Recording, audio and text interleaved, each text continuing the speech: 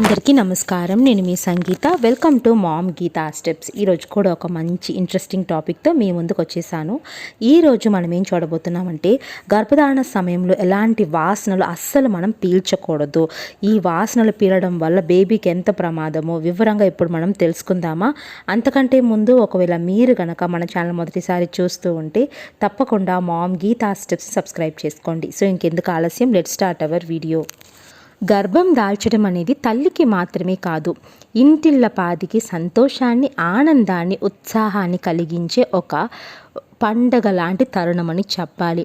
కడుపులోని చిన్నారిని ఎప్పుడెప్పుడు బయటకు వస్తుందని ఎదురు చూస్తూ ఉండే ఈ తరుణంలో చిన్నారికి ఎలాంటివి మనకు సేఫ్ కాదో కూడా మనం తెలుసుకోవాలి. సంతోషంతో పాటు కొన్ని అంశాలు మన ఇంట్లోనే ఉంటూ అవి బేబీకి రిస్క్ తీసుకొని వస్తాయని మీరు తెలుసుకోవాలి. ఆ రిస్క్ అనేది చాలా సివియర్గా కూడా ఉండొచ్చు.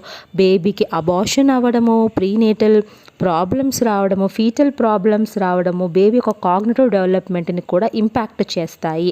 అందుకే గర్భధారణ యొక్క మొదటి 3 నెలలు అనేవి ఎంతో ఇంపార్టెంట్ అండి. సో ఆ యొక్క నెలల్లో మీరు ఎలాంటి జాగ్రత్తలు తీసుకోవాలి అని మీరు ముందుగా తెలుసుకోవాలి. అసలు ఇంట్లో ఉండే నార్మల్ పదార్థాలు ఎలా రిస్క్ని తీసుకొని వస్తాయో కూడా మనం ఇప్పుడు తెలుసుకుందాం. మొదటిగా చూస్తే ప్లాస్టిక్ వాతావరణానికి కాదు, కడుపులో ఉండే చిన్నారికి కూడా మంచిది కాదు. ప్లాస్టిక్లో థాలెట్స్ అనేవి ఉంటాయి. ఇవి డేంజరస్ కెమికల్స్ అండి. ఇవి చర్మం ద్వారా ఈజీగా లోపలికి వెళ్ళిపోతాయి. వీటిని మనం వేడి చేసినప్పుడు కూడా విడుదల అవుతాయి. ఈ కెమికల్స్ కడుపులో ఉన్న బేబీకి కాంప్లికేషన్స్ని కలుగచేస్తాయి. ఆ బిడ్డ యొక్క రీప్రొడక్టివ్ గ్రోత్ని కూడా ఎఫెక్ట్ చేస్తాయని తెలుసుకోండి. ఇక రెండవదిగా చూస్తే కాస్మెటిక్స్. ప్రెగ్నెన్సీ టైంలో మేకప్ వాడే ముందు 1కి 2 సార్లు ఆలోచించండి. లిప్స్టిక్స్, షాంపూస్, టోనర్స్ వంటి వాటి రెగ్యులర్గా యూస్ చేసే మీరు ఆ ప్రోడక్ట్స్లో థాలెట్స్ అనేవి ఉంటాయని తెలుసుకోవాలి. ఇవి మీ బేబీకి చాలా హానికరము.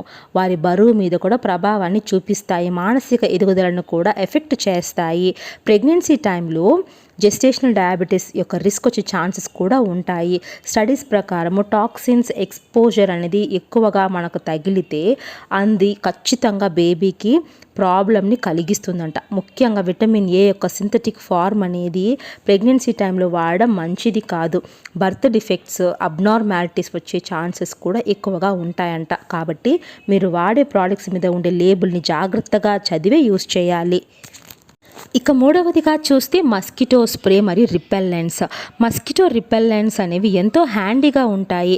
దోమల బారి నుండి తప్పించుకోవడానికి హెల్ప్ చేస్తాయి. కానీ ఇవి ప్రెగ్నెన్సీ ఫ్రెండ్లీ మాత్రం కాదని మీరు తెలుసుకోండి.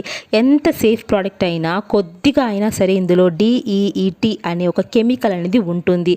ఇవి స్కిన్ ద్వారా లోపలికి వెళ్ళగలవు. అందుకే గర్భం ధరించిన మొదటి 3 నెలల్లో వీటికి దూరంగా ఉండాలి, తప్పకుండా దూరంగా ఉండాలి. అలాగే నాఫ్థలిన్ బాల్స్ కానీ, ఎసిటోన్ కానీ, బ్లీచ్ వంటి కామన్ క్లీనింగ్ ప్రోడక్ట్స్ వల్ల కూడా బేబీకి డ్యామేజ్ జరిగే అవకాశం ఉంటుంది. ముఖ్యంగా 3 సంవత్సరాల కంటే తక్కువ వయసు ఉన్న పిల్లలు కూడా వీటికి దూరంగా ఉండాల్సి ఉంటుంది. బట్ వీటికి బదులుగా న్యాచురల్ ప్రోడక్ట్స్ని ఎంచుకోండి, లేదా టెస్ట్ చేసి సర్టిఫై చేసిన ప్రోడక్ట్స్ని మాత్రమే యూజ్ చేయండి. ఇక నెక్స్ట్ చూస్తే పెయింట్. ప్రెగ్నెన్సీలో గోడలకు వేసే పెయింట్ కూడా హాని చేస్తాయండి. పెయింట్లో కామన్గా ఉండే లెడ్ అనేది ఎంతో హానికరమైనది. ఇది బర్త్ డిఫెక్ట్స్కి మరియు నెలలు నిండకుండా ముందే బిడ్డ పుట్టపోవడానికి దారితీస్తుందన్నమాట. లెడ్ BPAకి ఎంత తక్కువ ఎక్స్పోజ్ అయితే అంత మంచిది. కెమికల్ ఫ్రీ ప్రోడక్ట్స్ యూజ్ చేయడం ఒక మంచి ఆప్షన్ అని చెప్పాలి.